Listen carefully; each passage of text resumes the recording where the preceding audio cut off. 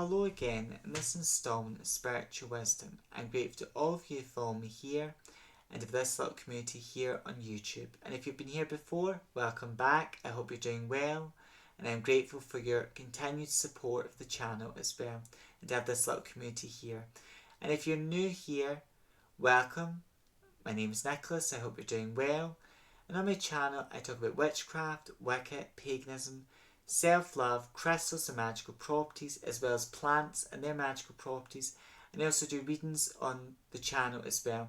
So if you're interested in those types of things, you know what to do. Please subscribe, join this amazing community, and click the bell icon each time I upload a new video. And as well, and this is a safe place if you're practicing witch, Wiccan, pagan, or whatever spiritual path you may be on, because there's no right or wrong spiritual path.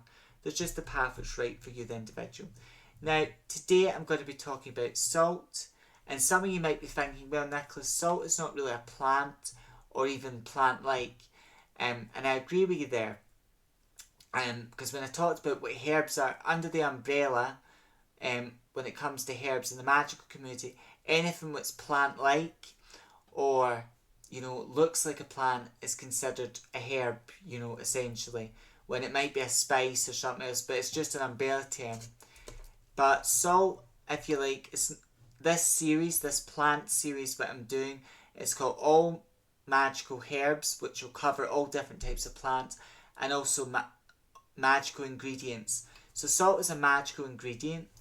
It's been used, you see, salt is very protective, and it's been used in protection magic for thousands and for a long time. You could say salt's been used in many magical rites. On Hocus Pocus, but as fictional, you do see that aspect of, his Max, who brought the witches back by lighting a candle when they're in trouble. He casts a circle of salt. She casts a circle of salt, and the witches are not able to enter in that program. And even in more ritualistic programs, some witches, when they cast a magical circle, they may create that circle using salt. But even on TV programs, you've seen magical practitioners create a circle of salt. So salt is very protective. Okay. Now the magical correspondences of salt, it corresponds to the goddess energy, feminine energy, and it corresponds to the moon energy, and it corresponds to the element earth very strongly. And the chakras salt connects to is the root chakra, which is at the base of the spine, and this brings like balance, support, and nurturing. So salt just helps charge or reawaken that area of the body as well.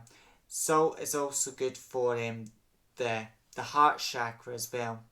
So it's good for that. It connects with the heart chakra energy and the third eye. So it connects to these things, and in ritual spell work you could meditate with salt, or you could use salt in magical work to heal one of your chakras or to work with a chakra as well. So it's protective, it connects with those chakras. It's also very good for money salt. Now years ago, salt, there's different types of salt, but it was a very expensive mineral what only certain people could afford as well.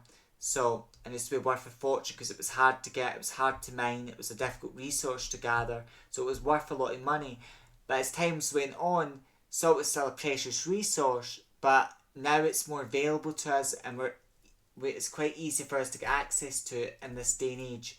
But it still contains that energy of wealth, prosperity, because the old saying that you're worth your salt, So salt can be used in magical workings to symbolise wealth, money as well.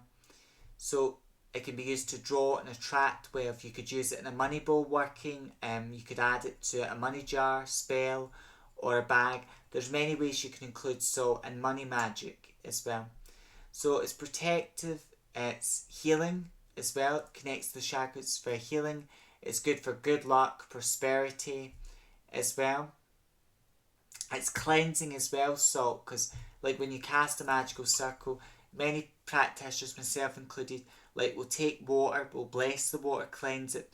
Because salt's very neutral, it's already got powerful energy. We bless the salt by saying words of power over it.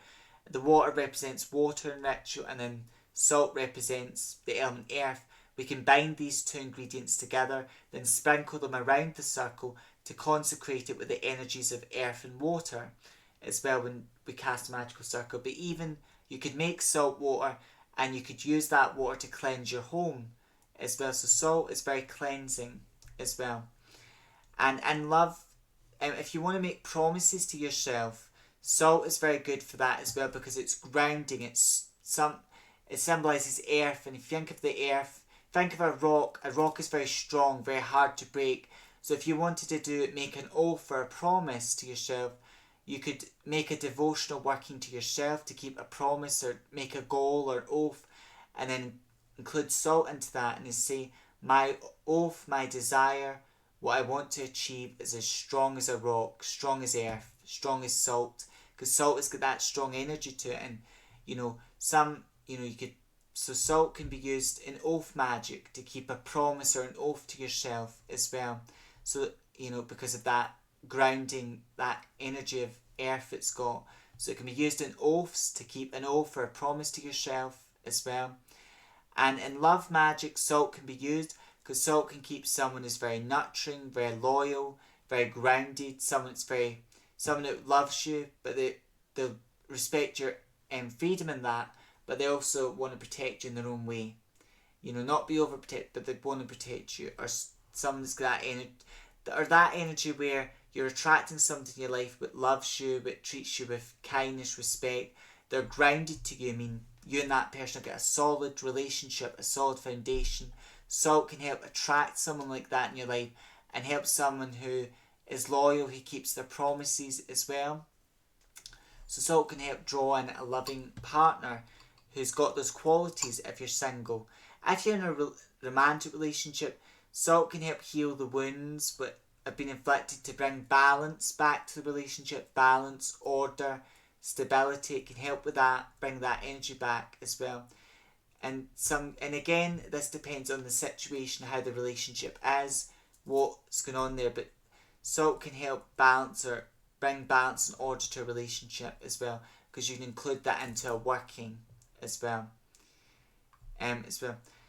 So it's when it if you and your partner you could do a working together in a relationship, or you could include your partner working, or they could work with you together, and you could include salt into that magical working as well. So there are many ways it can be used, but those are the magical properties of salt as well. And it's just great for these things. It's great for protection, cleansing, healing, good for money, prosperity magic, good for oaths and promises to yourself, or dedicational magic. And it's also good for attracting a good, healthy relationship in your life, or strengthening bonds and relationships you've got as well. So those are the magical properties of salt. As always, I hope you find it interesting. I hope it helps you in your magical path, your magical journey. And until next time, stay safe, stay wise, walk your magical path with pride and joy. And if you're practicing much of me, stay with you, look after yourselves, take care, may part, meet again, blessed be.